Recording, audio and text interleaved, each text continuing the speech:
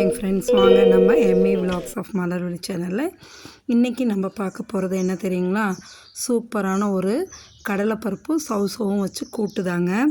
இதை கோயம்புத்தூர் சைடு வந்து மேராக்கான்னு சொல்லுவாங்க, இங்கே சவுசவுன்னு சொல்கிறாங்க. பாருங்கள், ஒரு காயை எடுத்துகிட்ட, பெரிய காயாக ஒரே ஒரு காய் எடுத்திருக்கேன்.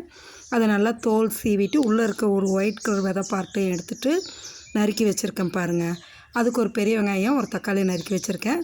ஒரு 4-5 ஸ்பூனு கடலைப்பருப்பு கழுவி தண்ணியில் ஊற வச்சுருக்கேன். கொஞ்சோண்டு தேங்காய்ங்க. இதை வச்சு தான் நம்ம செய்ய போகிறோம். இந்த கழுவி ஊற வச்ச அந்த பருப்பை வந்து அப்படியே குக்கரில் போட்டுக்கலாம். அந்த தண்ணியோடையே ஊற்றிடுங்க. இப்போ நறுக்கி வச்சதெல்லாம் நம்ம போட்டுடலாங்க. சவுச்சவு நறுக்கி வச்சுருக்கோம் இல்லைங்களா, அதையும் போட்டுட்டு வெங்காயம், தக்காளி அதையும் இதில் போட்டுருங்க. ஈஸியாக ஒரு 10 மினிட்ஸ்க்குள்ளே செஞ்சிடலாங்க. அவ்வளோ ஈஸியாக செய்யலாம், அதே சமயம் ரொம்ப டேஸ்டியாகவும் இருக்குங்க. இப்போ இதோட வந்து ஒரு ஸ்பூன் கொஞ்சம் கம்மியாகவே ஜீரகம் போட்டுட்டு இதில் கொஞ்சோண்டு மஞ்சத்தூள் போடலாங்க. போட்டுட்டு அதோட கொஞ்சோண்டு பெருங்காயத்தூள் போட்டுக்கலாங்க. போட்டு ஒரு அரை டம்ளர் கம்மியாகவே தண்ணி ஊற்றுங்க. ஆல்ரெடி அந்த பருப்பு ஊற வச்ச தண்ணி இருந்தது இல்லையா, அதனால் கொஞ்சம் அரை டம்ளர் கம்மியாகவே ஊற்றி குக்கரை மூடி ஒரு 2 விசில் விட்டு எடுக்கலாங்க. இந்த 2 விசில் குக்கரை போட்டு மூடி வச்சு 2 விசில் வரட்டுங்க. அதுக்குள்ளே நம்ம தேங்காய் அரைக்கிறத பார்த்துடலாம். பாருங்கள், ஒரு பக்கம் குழம்பு ஆகிட்டுருக்கு சாம்பார், இந்த பக்கம் கூட்டு ரெடி பண்ணுறோம்.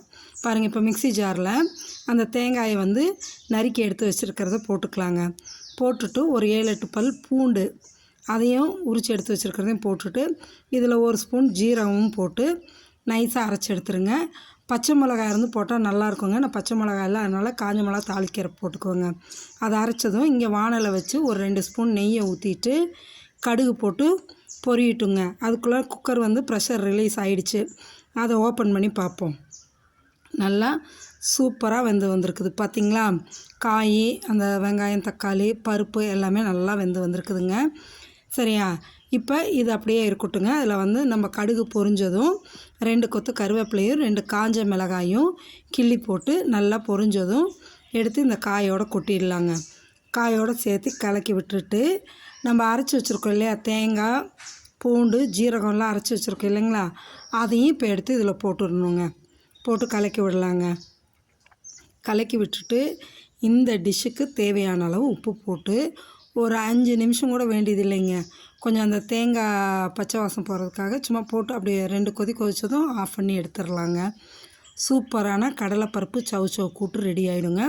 இப்படி நல்லா இது இப்போ தேங்காய் ஊற்றி இதுக்கு தேவையான அளவு உப்பு போட்டு கொஞ்சோண்டு தண்ணி ஊற்றி அப்படியே கிளறி ஒரு 2 கொதி நல்லா வந்ததும் இறக்கிடலாங்க. அவ்வளோ டேஸ்ட்டாக இருக்குங்க. இந்த காய் சாப்பிடும்போது ஒரு கடலைப்பருப்பும் நம்மளுக்கு வாயில் கடிப்படும்போது அவ்வளோ டேஸ்ட்டாக நல்லாயிருக்குங்க. இந்த மாதிரி சவுச்சவு கூட்டு கடலைப்பருப்பு போட்டு நீங்களும் செஞ்சு பார்த்துட்டு எப்படி இருக்குன்னு எனக்கு கமெண்ட் செக்ஷனில் சொல்லுங்கள் மறக்காமல். இதை வந்து நீங்கள் சாதத்துக்கு சைட் டிஷ்ஷாகவும் வச்சு சாப்பிட்லாம், இல்லை சாதத்தோடு போட்டு பிசைஞ்சு சாப்பிட்லாங்க. அவ்வளோ டேஸ்ட்டாக இருக்கும் இந்த சவுச்சவு கடலைப்பருப்பு கூட்டு. நீங்கள் செஞ்சு சாப்பிட்டு பார்த்துட்டு எனக்கு கமெண்ட் செக்ஷனில் சொல்லுங்கள். நம்ம சேனலை சப்ஸ்கிரைப் பண்ணாதவங்க சப்ஸ்கிரைப் பண்ணுங்கள், லைக் பண்ணுங்கள், ஷேர் பண்ணுங்கள். ஆல்ரெடி சப்ஸ்கிரைப் பண்ணவங்க லைக் பண்ணி ஷேர் பண்ணி கமெண்ட் போடுங்க.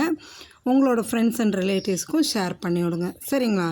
நீங்களும் இந்த சவுச்சவு கூட்டை செஞ்சு சாப்பிட்டு பார்த்துட்டு என்ஜாய் பண்ணிவிட்டு எப்படி இருக்குன்னு எனக்கு சொல்லுங்கள்.